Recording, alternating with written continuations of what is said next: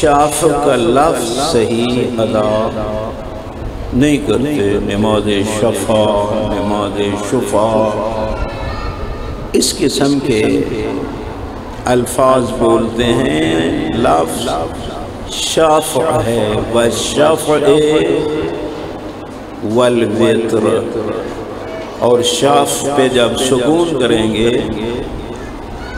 تو الشافع بنے گا، 2 رکعت نماز شافع۔ شاف 2 کو کہتے ہیں نا، اور وتر 1 کو کہتے ہیں۔ اسی شف سے ہی شفاعت ہے۔ بندہ اگر تنہا کامیاب نہیں ہو سکتا تو معصوم کی شفاعت ساتھ ملتی ہے اور بندہ کامیاب ہو جاتا ہے۔ 1 رکعت نماز وتر، جس کو نماز تہجد کہتے ہیں، ہمارے بزرگ استاد تھے، فرمایا کرتے تھے پسر جان دنیا می خواہی نماز شب بخوان، آخرت می خواہی نماز شب بخوان۔ دنیا چاہتے ہو پھر بھی تہجد پڑھو، آخرت چاہتے ہو پھر بھی تہجد پڑھو۔ خدا بند عالم کی ذات اس سے رزق میں بھی اضافہ فرماتی ہے۔ نجف کے علماء کے حالات میں پڑھ رہا تھا، خود بھی صبح اٹھتے تھے اور حرم مولا متقیان میں جا کے نماز شب پڑھتے تھے، بیٹے کو بھی اٹھاتے تھے، لیکن جس طرح جوان خون پھر اٹھنے میں بھی غفلت اور لیت اللہ کرنا، ایک دن بیٹے کو اٹھایا اور مولا کے حرم گئے، خدا ہم سب کو زیارت نصیب کرے۔ دیکھا کہ نماز تہجد کے وقت سے پہلے، یعنی اذان صبح سے کافی پہلے، وہاں ایک منگتا اور سوالی کھڑا ہے، مانگنے کے لیے کھڑا ہے۔ وہ عالم دین بیٹے کی طرف توجہ کر کے کہتا ہے، بیٹا مجھے یہ بتاؤ، یہ جو اس وقت حرم کے دروازے پہ گدائی کے لیے کھڑا ہے، کیا اسے یقین ہے کہ اسے کوئی دے گا؟ بیٹا کہتے ہیں نہیں بابا، یقین نہیں ہے، ہو سکتا ہے کوئی دے اور ہو سکتا ہے کوئی نہ دے۔ عالم دین فرماتے ہیں، بیٹا جس کو یقین ہی نہیں کہ کوئی دے گا یا نہیں، وہ تو رات کے اس ٹائم بیدار ہے، ہمیں تو یقین ہے وہ دے گا، ہم کیوں غافل ہیں؟ اس لیے میرے بھائی اور بزرگوں، یقین ہے۔ نماز شب کی مناجات، الہی العاف العف کا تذکرہ، اس لیے کوشش کرو نماز کو اہمیت دو، خصوصاً جب خدا توفیق دے تو فرائض کے بعد نماز شب، سبحان اللہ، اس میں خاص ہی لذت ہے۔ انہی کو پتہ ہے جو اس وادی میں سیر کرتے ہیں، انہیں پتہ ہے کہ اس کی لذت کیا ہے۔ اسی سے آپ اندازہ لگائیں کہ نماز شب کتنی مہم ہے۔ حسین ابن علی علیہ السلام آخری الوداع میں کہتے ہیں، بہن زینب مجھے نماز تہجد میں مت بلا۔ یہ کیا ہے؟ اور اس پہ پھر معصوم کی شہادت اور گواہی موجود ہے۔ امام علی زین العابدین علیہ السلام فرماتے تھے کہ ان مشکل ترین سفروں میں میری پھپھی کی نماز تہجد بھی قضا نہیں، کیوں؟ اس میں حسین کی وصیت بھی تھی۔ میرے بھائی اور بزرگوں، ایک روایت ہے صاحب البحار نے نقل کی ہے، اور بھی ڈھیر ساری کتابوں میں، میں نے بہار سے یہ روایت پڑھی کہ جناب سیدہ طاہرہ سلام اللہ علیہا اپنے بابا کی خدمت میں حاضر ہوئیں اور عرض کرنے لگی، یا ابتا یا رسول اللہ ما لمن تہاون بالصلاة من الرجال والنساء، اے میرے بابا، اے اللہ کے رسول، مجھے یہ تو بتاؤ کہ مردوں اور عورتوں میں سے جو نماز کو خفیف سمجھتا ہے، اہمیت نہیں دیتا، اللہ کی ذات اس کے ساتھ کیا کرے گی؟ مولمن تہاون بالصلاة من الرجال والنساء، بی بی نے صراحت کے ساتھ کہ چاہے وہ مرد ہیں چاہے عورتیں متہاون بالصلاة ہیں، تارک صلاۃ نہیں، تارک صلاۃ تو مسلمان ہی نہیں، بات متہاون بالصلاۃ کی ہے، کبھی ٹائم پہ پڑھی، کبھی اول وقت، کبھی آخر وقت، کبھی قضا، کبھی قضا بھی نہیں، آپ پچھلے پردے راسن، یہ کون ہے؟ متہاون بالصلاۃ، تارک کی بات نہیں، تارک صلاۃ من ترک الصلاۃ متعمدا فقد کفر، یہ شاعری نہیں، یہ سید الانبیاء کا فرمان ہے کہ جس نے نماز کو جان بوجھ کے ترک کر دیا وہ مسلمان نہیں، فقد کفر۔ صادق آل محمد سے پوچھا گیا، مولا اللہم صلی علی محمد وآل محمد، اگر کوئی مسلمان مومن زنا کرے کافر ہو جائے گا؟ فرمایا نہیں۔ کوئی شراب پیے، نشے لے، کافر ہو جائے گا؟ فرمایا نہیں۔ کوئی چوری کرے کافر ہو جائے گا؟ فرمایا نہیں۔ تو سائل پوچھتے ہیں، مولا اتنے بڑے گناہ کرتا ہے وہ کافر نہیں، تارک الصلاۃ کافر کیوں؟ زانی کافر نہیں، شرابی کافر نہیں، چور اچکا دیوس کافر نہیں، تارک الصلاۃ کافر کیوں؟ معصوم نے ارشاد فرمایا، جو شراب پیتا ہے لذت تو لیتا ہے نا، حرام ہی صحیح لیکن لذت تو ہے شراب پینے میں۔ جو زنا کرتا ہے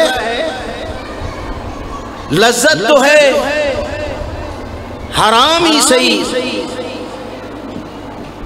لیکن فرمایا یہ بتاؤ جو نماز کو ترک کرتا ہے اس کو کیا حاصل ہوتا ہے؟ سوائے اس کے کہ قرآن میں جو اقیم الصلاۃ ہے یہ اس کو اہمیت نہیں دیتا، اور فرمایا بتاؤ جو امر الہی کو رون دے وہ مسلمان کیسا؟ لہذا تارک کی بات نہیں، بات ہے متعاون بالصلاۃ، نماز کو اہمیت نہ دینے والا، کبھی اول وقت کبھی آخر۔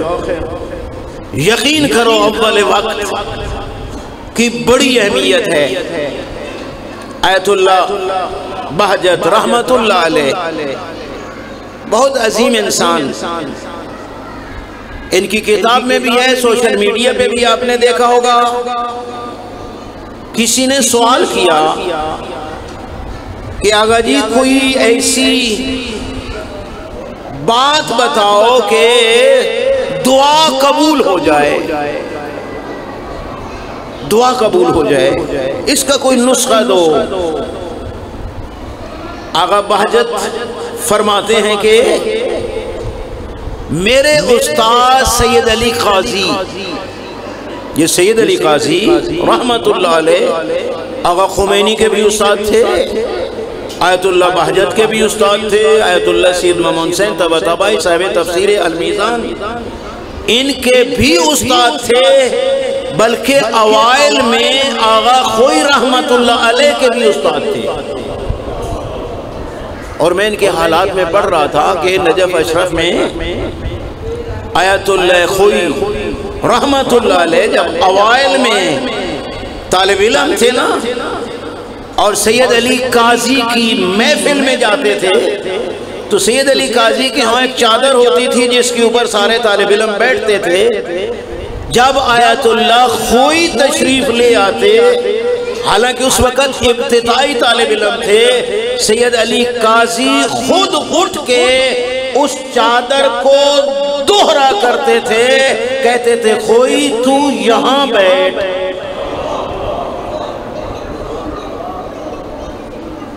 ان کی نگاہ آغا خوئی کے آغاز طالب علمی میں بھی دیکھ رہی تھی کہ کل کا مرد اعظم سید ابو القاسم الخوئی ہوگا، اس کو یہاں بیٹھنا چاہیے. یہ تیرے علماء ہیں. تو میرے بھائیوں، آیت اللہ بہجت کہتے ہیں کہ یہی سوال میرے استاد سید علی قاضی سے کسی نے کیا کہ آغا جان کوئی نسخہ بتاؤ کہ دعا قبول ہو جائے. تو آیت اللہ بہجت فرمانے لگے میرے استاد نے کہا تھا اول وقت نماز پڑھ، دعا قبول نہ ہو تو میرے اوپر لعنت کرنا.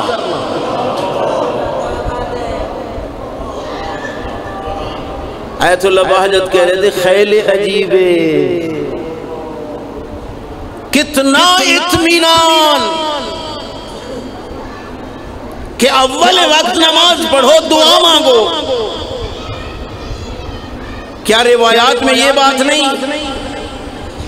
کہ امام المتقین مولا متقیان امام علی بن ابی طالب علیہ السلام سے کسی نے سوال کیا تھا کہ یا علی، اگر آپ کسی مشکل میں پھنس جائیں تو کیا کرتے ہیں؟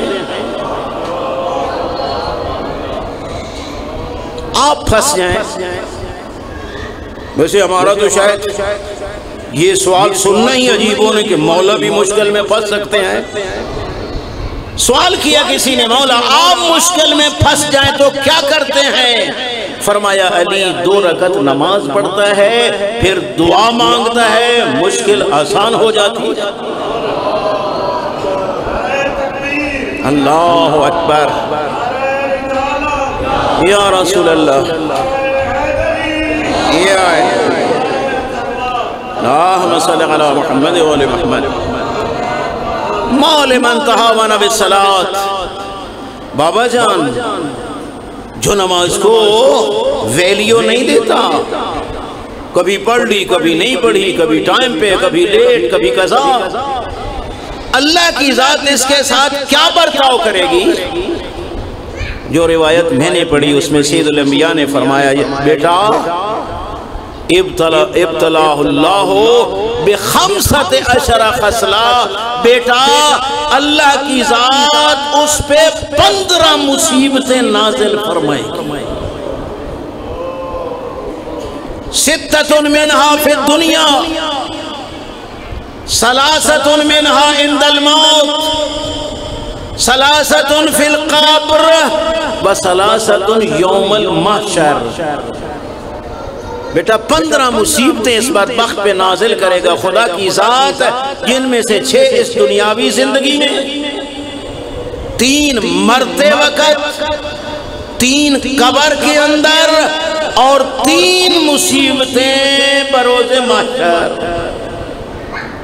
پھر حضرت نے تفصیل بتائی۔ وہ جو دنیا میں ہیں، حضرت نے فرمایا پہلی یہ ہے کہ یرفع اللہ البرکۃ من رزقہ، اللہ نے جو رزق اس کو دیا ہے خدا اس سے برکت کو اٹھا لے گا۔ برکت نہیں ہے اس رزق میں، برکت والا رزق وہ ہوتا ہے جس کو وہاں خرچ کریں جہاں دینے والے نے حکم دیا ہے، وہ بابرکت رزق ہوتا ہے۔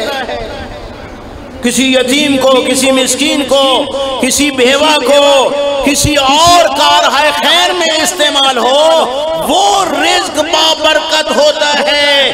اس کے پاس رزق ہے، کبھی شراب خریدتا ہے، کبھی اور برائیوں پہ خرچ ہو رہا ہے۔ یہ سزا کیوں مل رہی ہے؟ بدبخت نماز کو جو اہمیت نہیں دیتا۔ دوسرا تفصیل نہیں بیان کر سکتا، وقت کی تنگی ہے۔ دوسری مصیبت، یرفع اللہ البرکہ من عمرہ، اللہ کی ذات اس کی زندگی سے برکت کو اٹھا لیتی۔ بے برکت زندگی کسی کے کام آنے والا نہیں ہے، کسی کے کام آنے والا نہیں ہے۔ ایسی بے برکتی زندگی ہے، گھر والے بھی کہتے ہیں کہ کب مرتا اور کھپتا ہے، کیونکہ مفید وجود ہی نہیں رہا، مفید وجود نہیں۔ تیسرا، یمحو اللہ سیماء الصالحین من وجہہ، اس بدبخت کے چہرے سے اللہ کی ذات اپنے نیک بندوں والی علامتوں کو مٹا دیتی ہے۔ یمحو اللہ، محو کر دیتی ہے وہ ذات، سیماء الصالحین، اپنے نیک بندوں والی علامتیں، چہرہ ہی منحوس۔ ہر کوئی کہہ رہا ہوتا ہے یہ بدبخت تو وہ ہے جس کے چہرے پہ لعنت برس رہی ہے۔ یہ ملعون کیوں بنا؟ نماز کو اہمیت نہیں دی۔ اس کے بعد فرمایا اللہ کی ذات اس کی دعا کو قبول نہیں کرے گی، مانگتا رہے دعائیں، قبول نہیں ہوگی اس کی دعائیں۔ اگلا تو عجیب جملہ ہے، لیس لہو حظ فی دعائے صالحین، یہ جو نیک لوگ دعائیں مانگتے ہیں، عمومی دعا مانگتے ہیں، اور عمومی ہی مانگنا چاہیے۔ اللہم اغفر للمومنین والمومنات، اللہم اغفر للمسلمین والمسلمات، خدایا سب مومنوں کو معاف کر دے، سب مومن مردوں کو معاف کر دے، سب مومن عورتوں کو معاف کر دے۔ یہ جو عمومی دعا نیک بندے مانگ رہے ہیں، اس بدبخت کا اس دعا میں بھی حصہ کوئی نہیں۔ لیس لہو حظ، حظ بمعنی حصہ، اس منحوس کا کوئی حصہ نہیں ہے فی دعائے صالحین، نیک لوگوں کی دعاؤں میں۔ پھر فرمایا کل عمل یعمل لا یوجر علیہ، جتنی نیکیاں کرتا رہے اس کو ثواب کی شکل میں اجر نہیں ملے گا۔ لا یوجر علیہ، خدا گری کے رحمت کرے علامہ سید صفدر حسین نجفی رحمت اللہ علیہ، بہت عظیم مربی اور اس ملت کے محسن، وہ فرمایا کرتے تھے کہ یہ نماز ہے تو فروعات دین سے، لیکن اس کا مقام اصول دین والا ہے فروعات دین سے، مقام اصول دین والا ہے۔ اور آپ جانتے ہیں اصول دین میں ولایت معصوم ہے، کوئی عمل عقیدہ ولایت معصوم کے بغیر قابل قبول نہیں۔ یہ مسلمات مذہب تشیع سے ہے۔ فقیہ اہل بیت حضرت آیت اللہ شیخ محمد حسین نجفی رحمت اللہ علیہ، انہوں نے ایک روایت کو نقل کیا، فرمایا لو جاء احد بعمل 70 نبیا لن يتقبل اللہ من الا بولایتی وولایت اہل بیتی۔ سید الانبیاء نے فرمایا اگر کوئی 70 نبیوں جتنے نیک عمل کر کے میدان معاشر میں آئے، 70 نبیوں جتنی نیکیاں کر کے آئے، جب تک محمد و آل محمد کی ولایت کا قائل نہیں، اس کا کوئی عمل قابل قبول نہیں ہے۔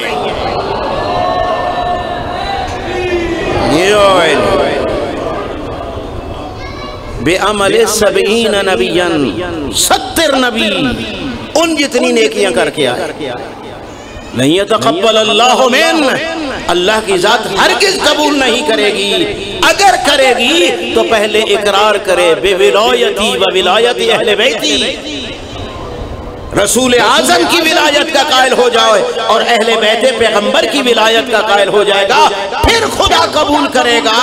تو جس طرح ولایت معصوم کے بغیر کوئی عمل قبول نہیں، وہی معصوم ہستیاں کہتی ہیں کہ نماز کی قبولیت کے بغیر بھی کوئی عمل قبول نہیں۔ ان قبلت قبل ما سوا بین ردت رد ما سوا، اگر نماز قبول ہو گئی تو دوسرے عمل بھی قبول ہو جائیں گے، اگر نماز رد کر دی جائے سارے عمل رد کر دیے جائیں گے۔ میرے بھائیوں، نماز کی قبولیت کے بغیر سید الانبیاء فرماتے ہیں کوئی عمل اس پہ اجر اخروی نہیں ہے۔ یہ تو تھی دنیا میں عند الموت جو 3 ہیں، فرمایا یموت و ذلیلہ، ذلت کی موت مرے گا، یہ بدبخت ذلت کی موت مرے گا۔ یموت و جائعن، بھوکا ہو کے مرے گا، یا تو رزق ہی نہیں ہے یا پڑا تو ہے لیکن ڈاکٹر کہتے ہیں بدبخت ایک لقمہ بھی نہیں کھا سکتا، پڑا ہے نہیں کھا سکتا۔ یموت و جائعن، پھر فرمایا یموت و عطشانن، تیسری مصیبت یہ ہے کہ یہ پیاسا مرے گا۔ حتیٰ سید الانبیاء نے فرمایا لو سقیا من انہار دنیا لم یروا عطشو، دنیا کی ساری نہریں، دریاؤں اور سمندروں کا پانی اس کو پلا دو، پیاس پھر بھی نہیں بجھے گی۔ لم یروا عطشو، متن روایت ہے کہ اس کی پیاس نہیں بجھے گی۔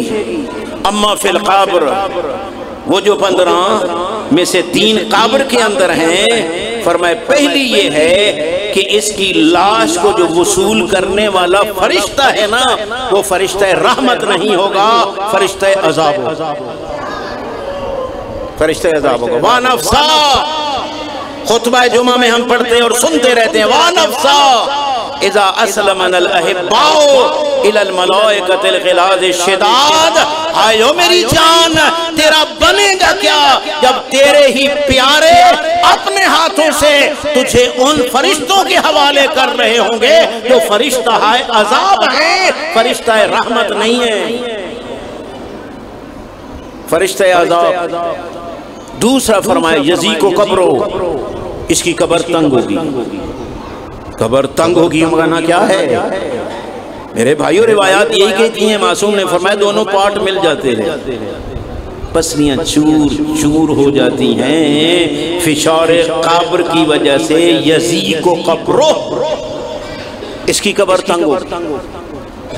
پھر فرمایا یظلم قبرو، اس کی قبر کے اندر اندھیرا ہی اندھیرا ہوگا، نورانیت تو دینا تھی نماز نے، اس کو اہمیت ہی نہیں دی، تاریکی تاریکی تاریکی یہاں تک ہے۔ معصوم امام جعفر صادق علیہ السلام رحمۃ اللہ علیہ محمد حضرت کا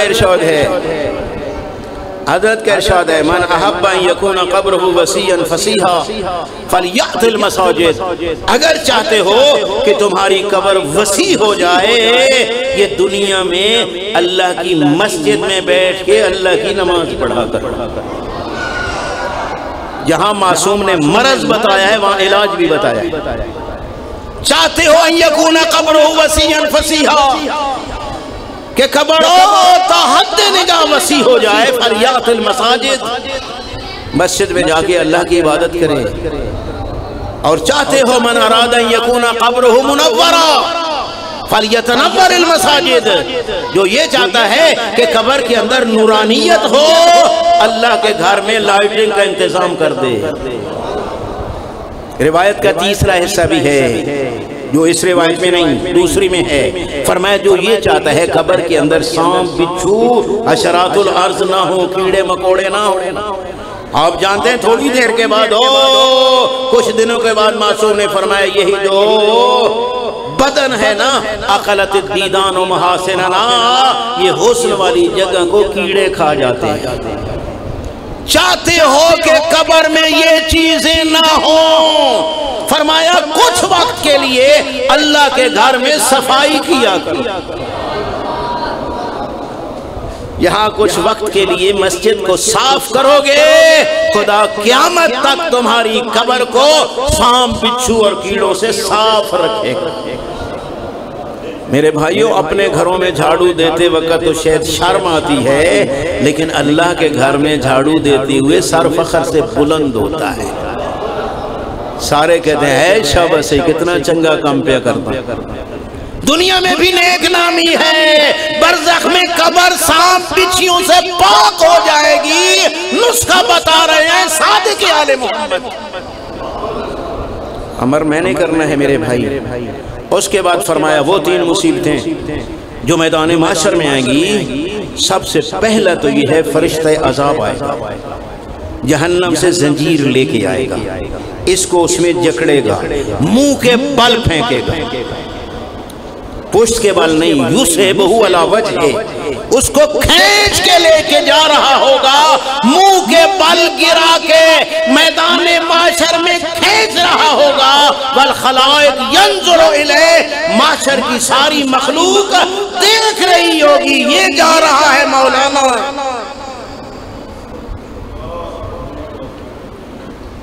یُصِبُهُ عَلَى وَجْهِهِ، منہ کے بل گرا کے کھینچ کے لے کے جا رہا ہوگا فرشتہ عذاب۔ دوسرا یحاسب حسابا شدیدا، اس بدبخت سے سخت حساب لیا جائے گا۔ کس کی طاقت ہے سخت حساب دینے کی؟ اس کے بعد فرمایا لا ينظر الیہ بنظر رحمت، اللہ کی ذات اس کی طرف رحمت کی نظر سے دیکھے گی ہی نہیں۔ وَلَهُ عَذَابٌ عَظِيمٌ، اور اس کے لیے دردناک عذاب ہے۔ سید الانبیاء کا فرمان ہے، روایت کرنے والی جناب زہرا ہے۔ اللہم صلی اللہ علیہ وسلم۔ اس لیے میرے بھائی اور بزرگوں کیا کریں؟ بس توبہ کریں، توبہ کریں، موقع ہے، روح موجود ہے، باب توبہ کھلا ہے میرے بھائی۔ اگر چاہتے ہو میدان معاشر میں سر بلند ہو کے آؤ، نماز کو اول وقت میں ادا کرو، سر بلند کر کے آؤ۔ اہمیت نہ دی یا نہ پڑھی، پھر قرآن تو یہ کہتا ہے جو نہیں پڑھتا وہ جہنم جائے۔ آپ کے سامنے فی جنات یتساءلون عن المجرمین ما سلککم فی سقر قالوا لم نک من المصلین۔ یعنی قرآن مجید نے واضح طور پر، میں نے کئی بار عرض کیا ہے آپ لوگوں کی خدمت میں کہ قرآن کتاب مبین ہے، پردے نہیں ڈالتی، یہ اللہ کی کتاب کھل کے بات کرتی ہے۔ جنت میں مومن چلے جائیں گے، جہنم میں مجرم چلے جائیں گے، اور اس آیت سے لگتا ہے جنتی جہنمیوں کو دیکھ رہے ہوں گے اور بات بھی کر سکیں گے۔ اور وہ ان کی بات سن بھی سکیں گے اور ان کی بات کا جواب بھی دے سکیں گے۔ اس آیت میں یہ فی جنات یتساءلون عن المجرمین کہ جنت میں جب مومن جائیں گے تو پوچھیں گے مجرم